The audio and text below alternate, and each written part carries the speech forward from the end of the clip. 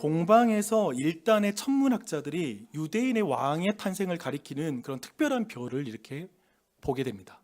그 출현을 보게 돼요. 그래서 그들은 그 유대인의 그 특별한 왕을 만나기 위해서 수천 킬로미터의 그 험난한 길을 걸어서 드디어 예루살렘에 도착합니다. 왜냐하면 예루살렘에 당연히 왕이 있을 것이다, 왕이 거기에서 태어날 것이라고 생각했기 때문에 그렇습니다. 하지만 허탕을 치게 돼요. 왜냐하면 예수님은 예루살렘의 궁전에서 태어난 것이 아니라 베들레헴의 작은 그런 구유에서, 작은 어떤 짐승들의 공간에서 예수님이 태어났고 지금은 그 마을에서 지금 성장하고 있는 중입니다. 놀랍게도 동방에서 봤던 그 별이 이제 다시 이 동방 박사들 앞에 나타나게 되고요. 이들이 내비게이션이 돼가지고 이제 아이가 있는 곳으로 이제 가게 됩니다. 그리고 아기가 있는 그곳에 이제 이 내비게이션이 머무는 거죠. 도착 이렇게 하게 되는 거죠. 그것을 보자마자 성경에서는 이 아기가 있는 것을, 그 별이 멈춘 것을 보고 동방 박사들의 마음이 어땠는지, 그들의 감정이 어땠는지를 이렇게 표현하고 있습니다. 그들이 크게 기뻐하고 기뻐했다, 기뻐하고 기뻐했다, 막 이런 강하게 표현하고 있습니다. 여러분, 우리 인생에 그런 때가 있지 않으세요? 되게 크게 기뻐하고 기뻐한 그 순간, 그러면 여러분은 언제가 떠오르십니까? 저는 한번 생각해 봤는데 2002년 그 한일 월드컵 할 때, 그때 제가 미국과 경기할 때가 저는 생각이 나더라고요. 왜 그러냐면 그때 우선 미국이 먼저 1대0으로 이기고 있는 중에 우리가 막 간절히, 저는 그때 광화문에 있었거든요. 광화문에서 막 응원하고 있었는데 이제 드디어 안정환 선수가 헤딩슛 들어갔잖아요. 근데 그 순간에 사람들이 소리를 지르면서 막 튀어오르잖아요. 근데 그렇게 소리를 다 함께 지르니까 동시에 갑자기 귀가 안 들리더라고요. 웽하니 귀가 안 들리고 머리가 좀 하얘지면서 어지러지해지더라고요. 저 그 경험을 해봤습니다. 그리고 나서 막 뛰면서 막 내 소리 지르는데 내 목소리도 안 들려. 그 정도로 막 뛰다가 나 자신이 그렇게 기쁜데, 골이 들어가니까 너무 기쁜 것도 있지만 바로 옆에 보니까 제 친한 친구가 있었어요. 친구랑 또 한 번 안고 막 뛰니까, 또 둘이 가니까 또 기쁨에 기쁨이 더해지잖아요. 너무나 좋았습니다. 너무나 즐거운 시간이었어요.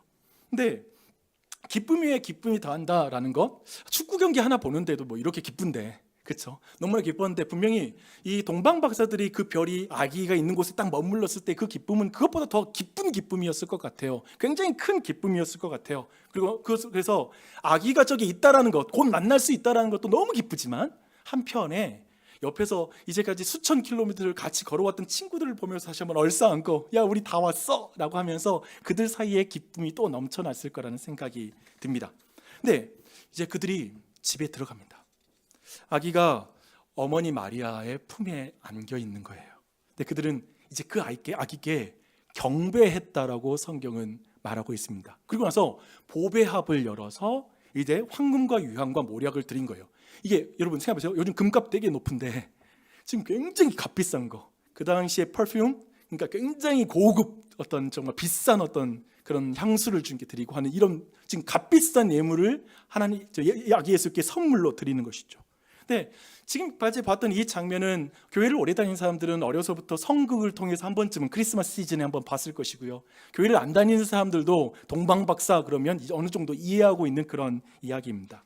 그런데 한번 여기에서 좀 근본적인 질문을 우리가 한번 했으면 좋겠습니다.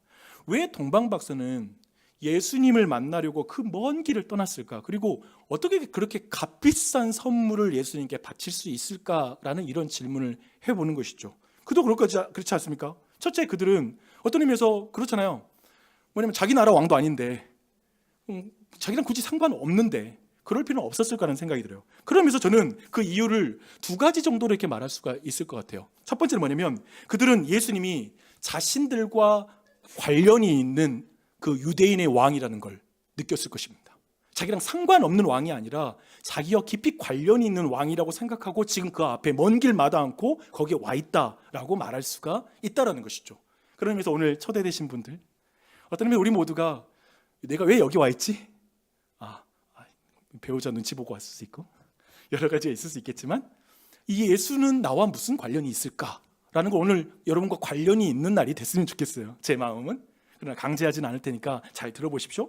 근데 또 가지 두 번째 이유, 저는 이 두 번째 이유가 더 중요한 것 같아요. 어떻게 그 예수님께 와서 값비싼 예물을 드릴 수 있을까라고 생각했을 때 그들은 신이라는 존재가 그들에게 자신들에게 가장 소중한 선물로 주셨다. 이 아기가 바로 그 가장 소중한 선물이다라는 것을 그들이 알게 되었다는 것이죠. 그렇기 때문에 어떤 선물을 바치더라도 아깝지 않은 것. 그래서 아까 말한 대로 지금 그 동방박사들이 기뻐하는 건 그 아기를 기뻐하는 거예요. 그것이 기쁘고 너무 기뻐서 자기가 앞으로 소원 성취해서, 즉 예수님 앞에 뭔가를 바쳐서 얻어냄으로 말미암아 내가 뭔가로 기뻐할 수 있는 게 없는 거야. 그 아기가 최고의 기쁨인 것이죠. 최고의 선물을 받았기 때문에 자신들의 정말 소중히 여기는 걸 기꺼이 바칠 수 있는, 선물로 바칠 수 있는 그 상황이다라고 이렇게 이해할 수가 있을 것 같습니다.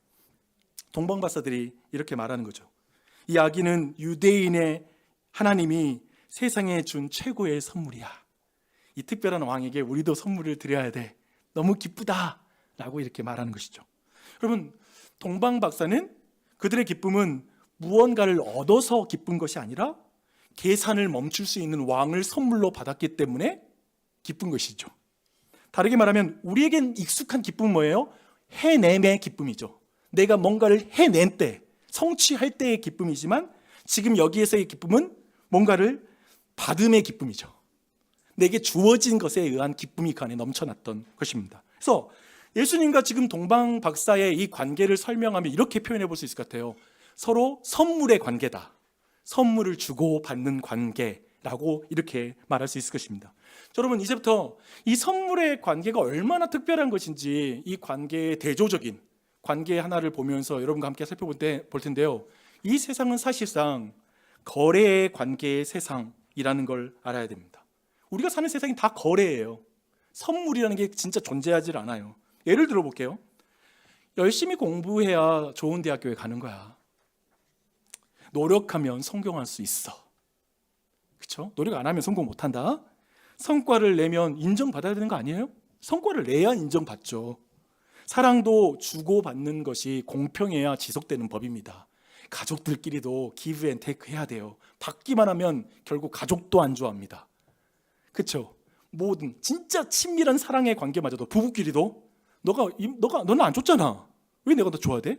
이 모든 그 거래의 관계 안에 들어가는 걸 우리 모두는 경험하고 있죠. 근데 생각해보면 이 거래의 관계 자체가 저는 틀렸다는 말을 하고 싶지 않아요. 그렇잖아요. 이 세상은 뭔가를 주고받는 것이 너무나 좋은 거죠. 그런데 문제는 이것이 우리 삶의 전부가 되어버렸다라는 데 그 문제가 있습니다. 우리 모두는 어떤 의미에서 언제부턴가 우리 자신이 이렇게 질문한 적이 있을 것입니다. 이 관계는 나에게 얼마나 도움이 되는가? 이 필터를 통과해서 사람을 사귀죠. 지속성을 결정하는 것도 이 필터를 통과해야 돼요. 이 선택이 나에게 이익을 주는가? 이 일에 투자할 만큼 내가 돌려받을 수 있을까? 라고 하는 이 거래의 관계, 거래의 세상이라는 그 안에서 이 필터를 통해서 우리는 모든 관계를 맺고 이 세상을 살아가고 있다라고 말할 수 있을 것 같습니다. 그래서 우리가 사는 세상 한마디로 거래의 세상입니다. 여기 화면에 보면 되게 미국인 여성 작가인데요. 메릴린 로빈슨은 되게 유명한 여성 작가입니다. 그러니까 소설가로서 받을 수 있는 최고의 상인 중에 하나인 퓰리처상을 받은 사람이에요. 노벨 문학상의 후보로 오르기도 하고 굉장히 유명한 분이에요. 근데 그녀는 자신의 책에서 이런 질문을 하게 됩니다. 우리는 언제부터 삶을 선물이 아니라 거래로 여기게 되었을까? 우리는 언제부터 삶을 선물이 아니라 거래로 여기게 되었을까? 근데 그의 책 내용은 그렇게 어렵진 않습니다. 삶은 원래 우리가 만들어낸 것이 아니래요. 여러분, 요즘 태어나신 분 중에 여러분이 만들어내서 태어난 분 안 계시잖아요. 공기, 이 자연, 사실상 너무 중요한 것들을 하나도 우리가 만든 게 아니잖아요. 다 주어진 것이죠. 근데 이미 주어진 것이었는데 이제는 우리의 인생이 어떻게 되었냐면 무엇이든지 관리하고 소유하고 통제해야만 얻을 수 있는 것이 되어버렸다는 거예요. 어느 순간부터 자본주의 사회 속에서 거대한 세계관들이 끊임없이 내가 이걸 가져야 되는, 쟁취해야 되는 세상으로 바뀌었다는 것이죠. 한마디로 말하면 삶이 받는 것이 아니라 따내는 것으로 바뀌어버렸다는 거예요. 그리고 이것이 우리에게 엄청난 영향을 미치고 있다라는 것을 책에서 다루고 있습니다. 여러분, 그래서 오늘날 우리의 삶이 어떤가요? 사랑받기 위해서 증명해야 되고 쓸모가 있어야 환영받는 것이고요. 성과가 없으면 스스로의 가치도 의심해요. 내가 그 안에서 자리매김 못하면 스스로 가치 없다고 느끼는 게 우리도 그렇게 우리 자신을 평가해요. 회사에서는 성과로, 학교에서는 성적으로, 그리고 사회에서는 스펙으로, 심지어 인간관계는 끊임없이 우리는 이 평가와 판단 속에, 거래의 관계 속에서 우리는 끊임없이 살아가고 있는 것이죠. 근데 이런 세상에서 결국 사람이 결국 지치게 된다는 거예요. 그러니까 피로 사회가 되는 거예요. 너무 피곤한 거예요. 결국 거기에 도달할 수밖에 없습니다. 거래의 세계에는 있잖아요, 안전한 장소가 없어요. 조금만 얼마든지 나보다 더 잘하는 사람이 나오면 나는 대체되는 거예요. 지금 AI가 나오면 얼마나 많은 직업이 대체될지 우린 두려운 거예요. 그렇죠? 조금만 뒤처지면 불안해하고, 아무리 애써도 이 정도면 충분하다는 생각을 내 자신이 절대 하지 못해요. 이 정도면 충분해라는 생각을 못해요. 또 누구에게도 말하지 않아요. 너 정도면 충분해라는 말을 누군가로부터 듣기도 힘들어요. 교만하지 마. 얘들이 뭐 성적 99점 낮아도 교만하지 마. 계속 긴장하고. 그래서 우리는 이렇게 고백하게 됩니다.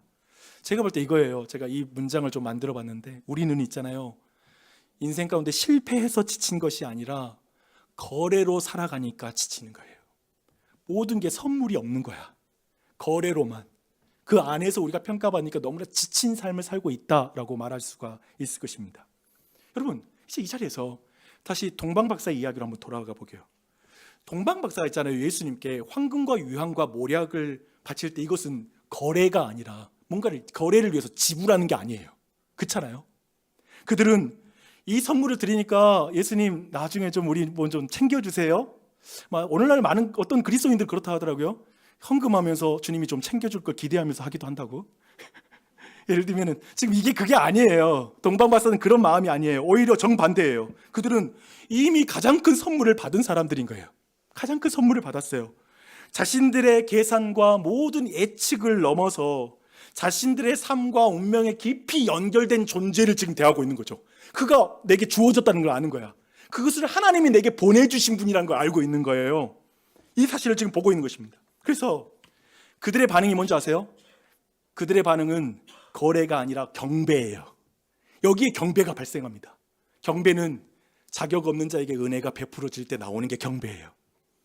더 이상 이 경배란 건 뭐냐면요, 상대에 대해서 더 이상 값을 매기지 않는 거야. 더 이상 값을 매길 수 없는 존재인 거야. 더 이상 따지지 않는 거야. 그래서 그 앞에 몸의 자세가 경배예요. 엎드리는 거예요. 그게 경배입니다. 이분은 나의 계산을 넘어선 분이야. 이분은 내 인생에 받은 선물 중에 가장 큰 선물이야. 나는 어떤 돈으로도 이분을 살 수 없고, 이분은 내가 억만금을 주고도 나는 빼앗기고 싶지 않은 분이야. 나의 보물이야. 라고 이렇게 고백하고 있는 것이죠. 그래서 예수님이 있잖아요, 이 성탄 가운데 예수 그리스도를 우리 모두에게 성탄의 선언은 이것입니다. 너의 삶은 거래로 시작한 것이 아니라 나의 선물로 시작한 삶이란다. 너는 증명해서 너의 존재의 가치를 말하지 않아. 사실 너를 위한 나의 사랑이 너를 증명하고 있어. 내가 너를 위해서 대신 죽었다면 그게 너의 가치야. 내 핏값의 가치를 가진 존재야. 라고 예수님은 말씀하시는 거죠. 너는 이미 주어진 세계에 살고 있지, 너가 뭔가에 취하여서 성취된 사상을 살고 있는 게 아니야.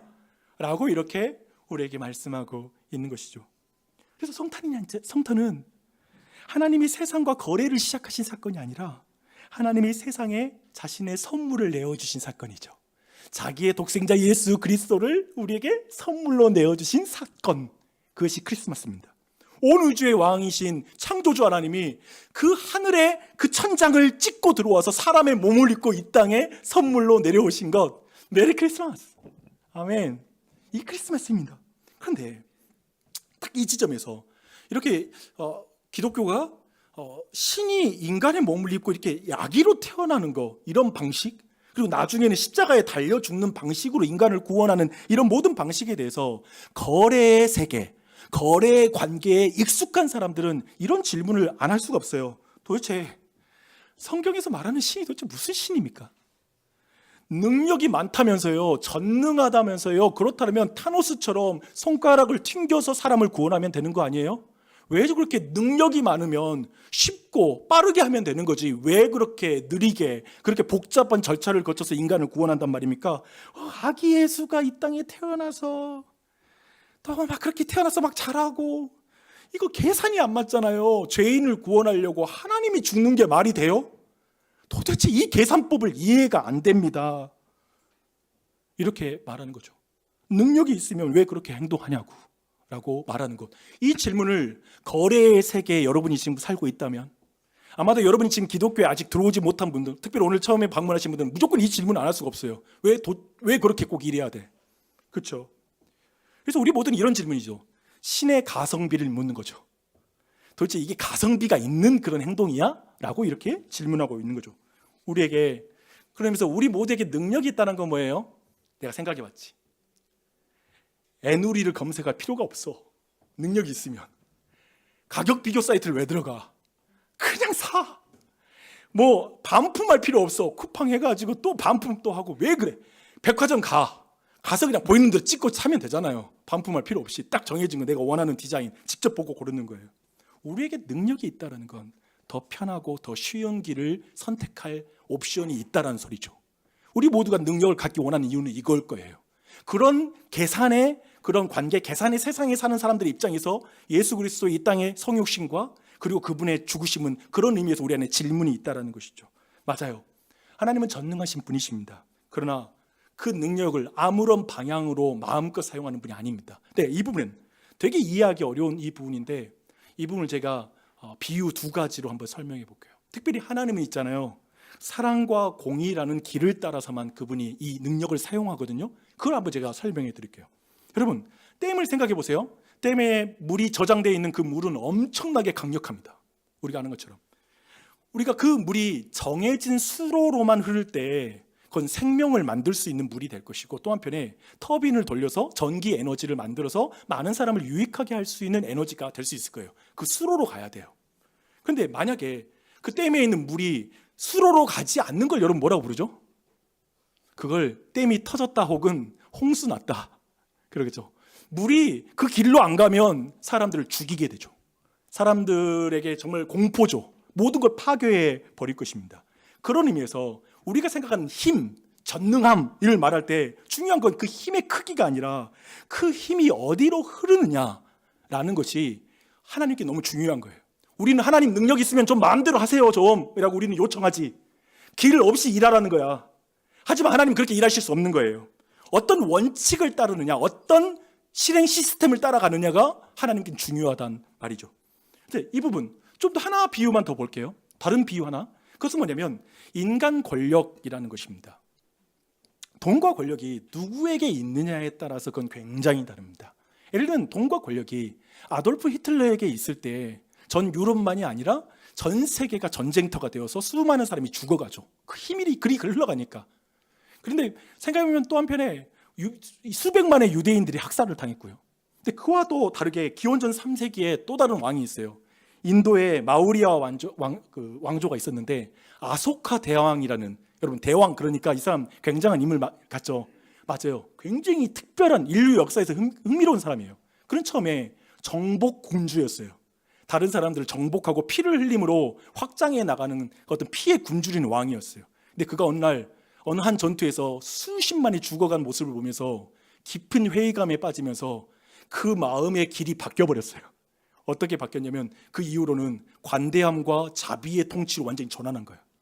그리고 그 왕이 뭐라고 말한 줄 아세요? 정복의 기쁨보다 자비의 기쁨이 더 크다. 어떻게 이렇게 한 사람이 바뀌었을까? 이전과 이후가 왜 바뀌었을까요? 왜냐하면 마음의 길이 바뀐 거예요. 그러니까 모든 힘과 자신에게 있는 권력이 그 길을 따라 사용됨으로 말미암아 이제 다른 통치를 보여주는 존재가 되었다는 것이죠. 이 두 비유를 딱 그대로 우리가 가져와서 잘 이것을 보면 방금 우리가 처음부터 했던 그 질문 자체가 좀 바뀌게 돼요. 이런 거죠. 우리는 처음에 이런 질문했죠. 하나님이 전능하시다면서 왜 이렇게 사람으로 태어나시고 뭐 십자가에 달려 죽고 왜 이렇게 일하시는 거죠? 라고 질문했는데, 그 질문이 아니라 이제 우리가 해야 될 질문은 하나님의 능력은 어떤 길을 따라 흐르는가 라는 것이죠. 하나님도 그 마음의 길을 따라 일하시는 거예요. 성경은 그래서 그렇게 말하는 거예요. 신의 능력은 하나님의 사랑과 공의라는 길을 통해서만 흘러간다, 사용된다 라고 말하고 있습니다. 하나님은 그분의 사랑과 공의라는 그 원칙에 따라 그분의 능력을 사용하시는 분이십니다. 다른 방식으로 하면 그 자신을 부정하게 되는 거예요. 그 두 가지 원칙을 지킵니다. 하나님은 전능하다고 해서 죄를 그냥 덮어버릴 수 없습니다. 그것은 공의를 무너뜨리는 것이기 때문에 그렇습니다. 또 한편 하나님은 죄인이라고 해서 넌 필요 없어, 죄인이니까 그냥 죽어, 지옥에나 가, 이렇게 할 수가 없습니다. 죄인을 여전히 사랑하기 때문에 그렇습니다. 사랑의 길을 가시는 것입니다.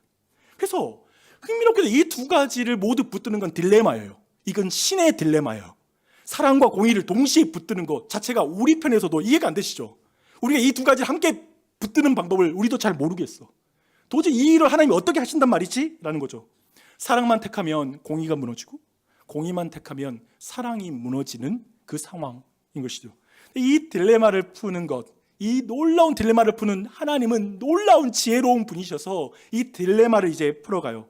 근데 이 딜레마를 풀어갈 때 하나님은 손쉬운 방법을 택하는 것이 아니라 자기 본성에 가장 충실하게 일하시죠. 사랑과 공의라는 품성에 따라서, 성품에 따라서 거기에 충실하게 그분은 일하십니다. 그게 바로 두 가지인데요. 첫 번째, 성육신입니다. 사람의 몸을 입고 이 땅에 하나님이 오셨습니다. 말씀이 육신이 되어 우리 가운데 거하심에, 말씀이 육신이 되어 우리 가운데 거하심에 우리가 그의 영광을 보니 아버지의 독생자의 영광이요 은혜와 진리가 충만하더라. 아멘. 아멘. 하나님은 죄의 문제를 멀리서 처리하지 않으시고 타노스처럼 해결하지 않으시고 죄의 현장 가운데 들어오셨습니다. 죄의 싹슨 사망이기 때문에 죽을 수 있는 인간의 모습으로 이 땅에 내려오셨습니다. 그분은 왕궁이 아니라 마국간에서 인간의 몸을 입고 이 땅에 태어나셨습니다. 이렇게 본다면 하나님은 능력이 없어서 아기의 모습으로 이 땅에 온 것이 아니라 사랑과 공의의 왕이 되기 위해서 아기의 모습으로 이 땅에 오실 수밖에 없는 거죠. 이게 하나님의 지혜입니다. 귀 있는 자는 들을지어다, 이것이죠. 그리고 이 공의와 사랑의 길의 정점은 어디냐면요, 십자가입니다. 십자가입니다. 십자가는 하나님이 죄인들을 구원하기 위해서 가장 효율적인 방법으로 선택한 방법은 아니에요. 십자가는 하나님이 계산을 넘어서 공의와 사랑으로 선택하신 길이었습니다. 성경은 이렇게 말합니다. 우리가 아직 죄인 되었을 때 그리스도께서 우리를 위하여 죽으심으로 하나님께서 우리에 대한 자기의 사랑을 확증하셨느니라. 확증하셨느니라. 십자가를 통해. 무슨 말입니까? 우리 모두는 어떤 사람인 줄 아세요? 이 자리에 오늘 초대된 분도 마찬가지고요. 여러분 모두 원래 그랬어요. 나는 아직 바뀌지 않을 때 예수님이 십자가에 달려 죽으셨습니다. 내가 좋은 사람으로 변화될 가능성을 보이기 전에 그분은 나를 위해서 십자가에 달려 죽으셨습니다. 하나님은 값을 지불하셨습니다. 우리가 자격이 없을 때, 심지어 하나님을 여전히 대적하고 있을 때, 우리가 아직 죄인 되었을 때 그리스도께서 우리를 위하여 자신을 선물로 내어주셨습니다. 자신의 목숨도 선물로 내어주셨습니다. 이게 기독교가 말하는 복음입니다. 이것이 성경이 말하는 복음입니다. 이 복음을 들으십시오. 이것은 생각해보면 공정한 거래는 아닌 것 같아. 너무 일방적인 사랑이었습니다. 이걸 그래서 기독교인들이 이렇게 말합니다. 은혜다. 자격 없는 자에게 주는 은혜다. 근데 왜 그렇게까지 할까? 왜 신이 그렇지? 왜 신이 그렇게까지 일할까? 이유는 하나입니다. 하나님은 계산이 아니라 사랑이시기 때문에 그렇습니다. 사랑은 손익분기점을 묻지 않는 거예요. 사랑은 이 정도면 충분하다고 말하지 않는 게 사랑인 거예요. 예수님은 선한 목자는 양을 위하여 목숨을 내어주나니 라고 이렇게 말씀하고 있습니다. 생각해보면 양 한 마리와 목자의 생명은 함께 이게 같이 계산이 안 되는 거예요. 양을 위해서 왜 목자가 죽여? 제가 이해 안 됐던 영화, 제일 짜증났던 영화 중에 하나가 뭔지 아세요? 라이언 일병 구하기. 라이언 일병 하나 구하려고 왜 저 사람들이 저렇게 죽어가야 돼? 짜증나. 근데 신이 죄인 한 사람을 위해서, 한 사람이 있을지라도 신이 자신의 목숨을 내주겠대. 말도 안 돼. 그러나 사랑의 관계 안에서 계산이 멈춥니다. 계산이 멈춥니다. 이게 기독교가 말하는 사랑인 것이죠. 그래서 성경이 말하는 하나님은 있잖아요. 거래의 왕이 아니라 사랑의 왕이시죠. 자신의 의를 포기하지 않으시고 동시에 우리도 포기하지 않으신, 죄인도 포기하지 않는 하나님. 사랑을 포기하지 않기 위해서 자신이 이 땅에 내려오시는 왕, 공의를 무너뜨리지 않기 위해서 자신의 목숨을 내어줘서 그 공의로움을 이루시는 왕이시죠. 그래서 빌립보서는 이렇게 말합니다. 자기를 비워 종의 형체를 가지사 사람들과 같이 되셨고 죽기까지 복종하셨으니 그 십자가의 죽으심이라. 아멘. 아멘. 오늘 쭉 여러분과 함께 지금 성탄의 복음을 나누고 있는 중입니다. 이제 좀 편한 좀 이야기를, 이렇게 여러분이 좀 익숙할 수 있는 드라마 이야기를 좀 나누도록 하겠습니다. 박 목사는 드라마 덕후. 네, 사실 이 드라마를 다 보지는 않았어요. 아무튼 박영주 목사가 드라마만 보고 있다는 소문이 나고 있어가지고 제가 늘 이런 이야기를 또 나누는 게 신중하지만 들어보세요.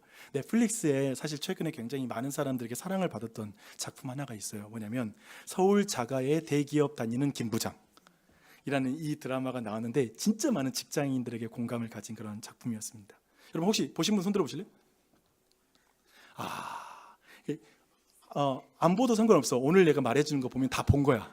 그리고 또 보려고 하지 마요. 갑자기 이거 듣고 나서 호기심 생겨서 내가 봐가지고 시간 낭비가 얼마나 심했는지 몰라요. 이런 분들 꼭 있어요. 그러지 마요. 오늘 보고 딱 제가 들으면 다 들은 거니까. 주인공은 53세의 김낙수 씨가 등장합니다. 근데 그는 평생 거래 세계에서 거래의 관계를 맺으면서 살아온 사람이었습니다. 그러니까 사내 정치는, 대기업에서의 사내 정치는 정말 어마어마한 것이죠. 근데 이 사람에게는 자기 자신의 인생에 세 가지의 전리품이 있었어요. 자신에게 자랑하는 게 세 가지가 있었어요. 첫 번째는 뭐냐면 서울에 자가집이 있어. 자기 아파트를 가지고 있어요. 그리고 두 번째는 뭐냐면 대기업의 부장이야. 이제 그 다음으로 임원으로 승진하려고 지금 정신없어요. 세 번째는 뭐냐면 아들이 명문대를 다닌다는 거지. 와, 여러분 이 정도면 지금 쉽게 말하면 거래 세계에서 김낙수 씨는 모범생인 거야. 진짜 모범생이야. 이 정도면 잘 산 거죠. 그는 정말 그 전리품을 얻기 위해서 치열하게 살아가던 어느 날 결국 그 모든 걸 잃어버리는 그런 상황이, 완전히 그 모든 게 박살내는 상황이 닥칩니다. 뭐냐면 어떻게 되냐면 우선 명예퇴직으로 이제 회사에서 잘려요.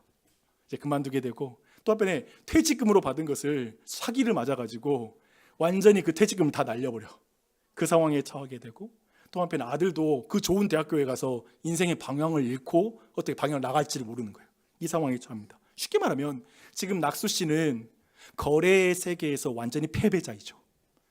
방금 전에는 모범생이었는데 그 길을 따라가면서 어느 순간에 패배자의 길을 걸어가는 상황입니다. 근데 제가 볼 때 이 드라마는 여기서부터 진짜 메시지가 시작돼요. 인생 그 밑바닥에서, 거래 세계에서 가장 밑바닥에 있는 그 상황에 그에게 새로운 세계가 열리기 시작해요. 새로운 관계가 열리기 시작해요. 그건 선물의 관계예요. 그 상황 속에 그를 견디게 하고 회복되게 하는 그 계기가 뭐냐면 자신의 성공 여부와 전혀 상관없이 여전히 자기를 지지해주는 아내가 있는 거야. 그 아내가 곁에서 낙수 씨라고 하면서 위로해 주는 거예요. 또 한편에 사고를 쳤지만 그 무능력해 보이는 아빠를 끝까지 존경해주고 아빠를 응원해주는 아들이 또 있는 거예요. 그래서 그 상황 가운데 낙수 씨가 깨닫게 되는 거예요. 아, 이 관계는 내가 노력해서 얻어낸 전리품이 아니었구나. 쉽게 말하면 내가 우리 가족이 이렇게 잘 사는 거 다 내 탓이야. 내가 이렇게 노력하고 갈아놓고 인생 살았기 때문에 우리 가족 이 정도 살고 있지라는 생각이 드는 게 아니라 이 사람들이 나의 선물이구나라는 걸 깨닫는 것이죠. 그저 나에게 주어진 선물이었구나. 그리고 그 고통을 계기로 오랫동안 앙숙이었던 형과 화해하게 되고 형과는 선물을 주고받는 그런 관계가 이제 됩니다. 그러니까 제가 보는 것은 뭐냐면 낙수 씨가 거래의 세계에서 선물의 세계로 점점 더 이렇게 넘어가고 있는 그 드라마의 마지막 장면입니다. 거래의 관계에서 선물의 관계로 그가 나아가기 시작하는 것이죠. 그래서 사실은 그의 현실은 너무 힘들었어요. 그 사기 맞고 이제 그의 삶은 너무나 힘들고 어렵지만 선물하는 관계들 때문에 자신의 삶을 점점 받아들이다가 마지막 장면이 기가 막힌데 세차장에서 딱 누워있어. 그리고 그 표정을 점점 클로즈업 가요. 그러면서 그가 살짝 웃음을 짓는 것으로 행복을 찾은 모습으로 그 드라마가 끝이 납니다. 근데 이 드라마가 말하는 선물의 세계는 저는 성경이 말하는 구원의 그림자인 것 같아요. 어떤 그것의 하나의 조각인 것 같습니다. 나의 자격과 성취와 상관없이 주어지는 가치를 발견하는 것. 그래서 내게 당연하게 여겼던 가족이 이게 선물이구나라고 발견되는 것. 그리고 내 힘으로 지킨 게 아니라 그가 나를 지켜주고 있구나라는 사실을 깨달을 때 진정한 인생의 행복 가운데 들어가는 것. 그것이 바로 그 내용인 것이죠. 사랑하는 여러분, 그러면서 오늘 이 이야기가 여러분 모두에게 또한 질문이 되었으면 좋겠습니다. 사실 여러분이 지금 치열하게 살고 있는 그 거래의 세계, 그것은 아마도 여러분에게 많은 것을 줬을 거예요. 거기에 키워드는 이런 키워드인 것 같아요. 속도, 효율, 성취, 경쟁력. 치열하게 살죠. 그러나 끊임없이 자신의 가치를 증명하느라 너무 지쳐 있진 않으세요? 정말 여기에서 내가 벗어날 수 없어서 여기 사는 거지. 솔직히 너무 지쳐 있긴 하죠. 바쁜 하루를 마치고 집에 돌아왔을 때 정말 회사에서 그 계산기 들이대다가 왔는데 마음의 계산기가 안 멈추는 거예요. 그래서 집에서 휴식 같지가 않은 삶을 살고 있는 분이 이 자리에 계십니까? 성과가 있어도 불안은 사라지지 않고 사랑받고 있어도 혹 잃을까 두려워하는 그 마음, 그것이 여러분의 인생 아닙니까? 그러니까 제가 보니까 이거예요. 거래의 세계라는 건 어떤 긍정적인 면으로 본다면 우리를 굉장히 움직이게 만들어요. 가만히 있지 못하게 만들어요. 열심히 살게 만들어요. 하지만 한 번도 우리를 안심시키진 않아요. 그 정도면 됐어라는 말을 하지 않아요. 거래의 세계에서는 그런 단어가 존재하지 않아요. 바로 이 자리에 예수 그리스도가 찾아오셨습니다. 예수님이 여기에 오셨습니다. 하나님은 계산의 언어로 우리를 설득하지 않습니다. 너 이만큼 하면 내가 받아줄게. 내가 선물 줄까 말까 생각하고 있어? 너가 기도 많이 하고 큐티 많이 하고 교회 열심히 출석하고 너 괜찮으면 내가 이거 줄 거야. 한번 잘 볼 거야 라고 말씀하지 않는 것이죠. 대신 아무것도 내놓을 것이 없는 우리를 아무런 조건 없이 그의 아들을 우리에게 내어주십니다. 성경 그래서 여러분을 이렇게 초대하고 있습니다. 오라, 너희 모든 목마른 자들아 물로 나오라. 돈 없는 자도 오라. 오라, 너희는 와서 사 먹되 돈 없이 값없이 와서 포도주와 젖을 사라 라고 말합니다. 거래의 세상이 아닌 거죠. 하나님의 나라는 놀랍게도 우리가 헌금을 많이 하고 뭔가를 많이 바쳐서 얻어낼 수 있는 나라가 아니라 값없이 와서 마셔라. 그래서 어쩌면 여러분 이 자리 가운데 나는 이제 교회에 너무나 처음 와봤고 나는 기독교에 대해서 나랑 체질이 안 맞다고 생각하고 살고 있고 나는 정말 여러 가지로 부정적이기 때문에 나를 받아주지는 않을 것이고 내가 여기서 더 나아갈 수는 없어 라고 생각하는 분이 계십니까? 아니요. 여러분이 더 자격을 갖추고 예수님께 나아갈 방법도 없습니다. 그저 여러분은 값없이 여러분에게 선물로 오신 분을 선물을 받아들이는 것이 기독교의 복음의 진리입니다. 받아들이셨으면 좋겠습니다. 여러분이 온 것을. 예수님은 오늘도 우리에게 묻고 계십니다. 너는 아직도 증명하는 삶을 살고 있니? 사랑받기 위해 스스로 그렇게 몰아붙이고 왜 그렇게 몰아붙이고 살고 있니? 하나님 앞에서도 너는 계산기를 들고 있니? 심지어 하나님 앞에서도 우리는 계산기를 들고 있는 거죠. 이 정도니까 사랑 못 받을 거야. 이 정도니까 사랑받지 않을까? 그런 당신을 예수님께서 초대하십니다. 이제 계산기를 내려놓아도 된다. 너는 이미 값을 치러진 존재다. 너의 죄에 대한 값은 내가 이미 치렀다. 나는 너에게 요구하기 위해 온 왕이 아니라 너를 위해서 모든 값을 치르기 위해 온 왕이다. 너의 선물이 되기 위해서 왔다. 나를 받아주지 않겠느니? 네 마음을 열고 받아주지 않겠니? 너는 내 것이야. 나도 너의 것이야. 성탄은 우리가 뭔가를 더 잘해보겠다라고 결심하는 날이 아닙니다. 우리에게 찾아온 예수님을 발견하는 날입니다. 성탄은 우리의 구원이 성취가 아니라 주어진 것임에 놀라는 날입니다. 우리가 해냄의 기쁨을 얻는 날이 아니라 주어진 기쁨을, 받은 기쁨을 누리는 날이 성탄입니다. 그러니 거래의 세계에서, 거래의 관계에서 한 발 뒤로 물러나 선물의 세계로, 하나님 나라로, 선물의 관계로 한 발짝 나아가는 여러분이 되셨으면 좋겠습니다. 여러분, 그 길은 외롭지 않아요. 여러분을 그 길로 인도할 왕 예수 그리스도가 계십니다. 그분이 여러분의 손을 잡고 그 나라로 더 들어가게 해주실 거예요. 지금은 온갖 거래의 세계 속에 찌들어 있는 나지만 조금씩 선물의 세계로 우리를 들어가도록 도우실 것입니다. 그 순간 내게 주어진 그 아기 예수를 만나는 순간에 우리는 어떻게 반응할까요? 경배. 당신은 값을 매길 수 있는 분이 아니에요. 당신은 내가 가진 어떤 것보다 소중한 분이고 내게 준 내가 가질 수 있는 어떤 재산보다 가장 소중한 내 기업이십니다. 내 것입니다. 경배를 하는 것이죠. 그 주님의 말씀을 잠깐 들어보십시오. 여러분 모두에게 하는 말씀입니다. 하나님이 세상을 이처럼 사랑하사 독생자를 주셨으니 이는 저를 믿는 자마다 멸망하지 않고 영생을 얻게 하려 하십니다. 이 예수를 믿으십시오.